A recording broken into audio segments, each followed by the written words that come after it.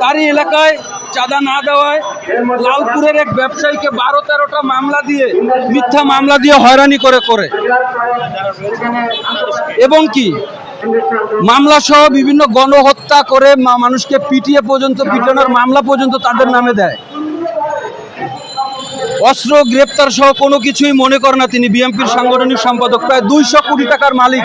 চিন্তা করতে পারেন, 5ই আগস্টের পর থেকে সে প্রায় 200 কোটি টাকার মালিক হয়েছে। তার জমি জমা আছে প্রায় 550% উপরের থেকে বেশি। আমার কাছে সবকিছু প্রুফ আছে, আপনাদের কাছে সেটা আমি বলতে চাই। তার ঢাকায়, দুবাই এবং আরো অনেক জায়গায় তার নানান রকমের ফ্ল্যাট আছে, যেটা সম্পূর্ণ অবৈধভাবে সে দখল করে নিয়েছে। প্রায় 200-250টার উপরে দোকান পর্যন্ত সে দখল করে নিয়েছে। চিন্তা করতে পারেন কি অবস্থা আজকে সাধারণ মানুষের, কি একটা মর্মান্তিক পরিস্থিতি, সেটা আপনাদের মাধ্যমে তুলে ধরতে চাই। আমি আরো কিছু আপনাদেরকে বলতে চাই।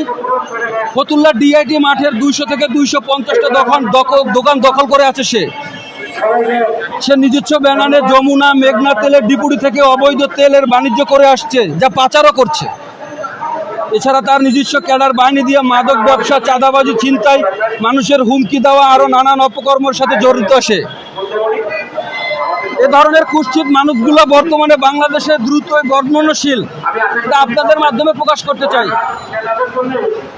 এরা সেই বর্ণচোরা মুখোশধারী মানুষের নামে দানব ক্ষমতার অপব্যবহার করে পুরো ফতুল্লা থানাকে লুটপাট, ভূমি দখল, চাঁদাবাজি, সন্ত্রাসী, মাদক ব্যবসায়ীদের সাথে জড়িত করে নিছে, নিজেদের আয়ত্তে নিয়ে নিছে। সাধারণ মানুষজন তার ভয়ে কিছু বলতে পারে না, আজকে বলার মতো কেউ নেই। আজকে আপনাদের মাধ্যমে আমি একটাই রিকোয়েস্ট করতে চাই যে আপনারা এই জিনিসটা এমনভাবে তুলে ধরবেন, আমাদের সবারই প্রিয় দল বিএনপি যেন তার দল থেকে বহিষ্কার করে, এই একটাই আমাদের সকলের দাবি। এছাড়া 5ই আগস্টের পর 2024-এর নতুন করে দানব রূপ নেয় সে বিভিন্ন মিল ফ্যাক্টরি থেকে চাঁদা আদায় করে, অনেক মানুষের বাড়িতে লুটপাট, হামলা চালায়।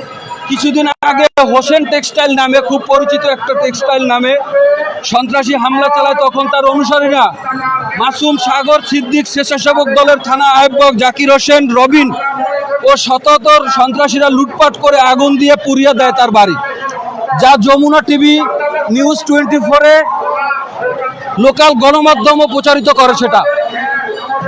এছাড়া তার সন্ত্রাসীর বাহিনী দিয়ে ফতুল্লা থানার বিভিন্ন জায়গায় মাদক বাণিজ্য করে আসছে। তাছাড়া সে বিগত স্বৈরাচারী হাসিনার আমলে জেলা আওয়ামী লীগের সাংগঠনিক সম্পাদক মীর সোহেল ও সম্পাদক শাহ নিজাম ও শামীম ওসমানের সাথে আপোষ করে তার নানা অপকর্মের অবৈধ ব্যবসা করেছে। তখন বিএনপির কর্মীদের উপরে মামলার ভয় দেখিয়ে এবং মামলা দিয়ে তাদের উপর অত্যাচার পর্যন্ত করেছে। সে আরো সাধারণ মানুষের উপরে অত্যাচার করেছে। এখন যে বিএনপির নাম ভাঙিয়ে সে নানান রকম অপকর্ম করছে। যে নারায়ণগঞ্জ ফতুল্লা থানা বিএনপির সাংগঠনিক সম্পাদক আমি মোহাম্মদ রইজুদ্দিন আহমেদ। আমি নারায়ণগঞ্জ ফতুল্লায় ছোটখাটো একজন ব্যবসায়ী, কাপড়ের ব্যবসা করি, ঠিক আছে। আমি তার হামলার শিকার হয়ে আজ নিঃস্ব, তাই আজকে আপনাদের মাধ্যমে এই রাস্তায় এসে দাঁড়ানো।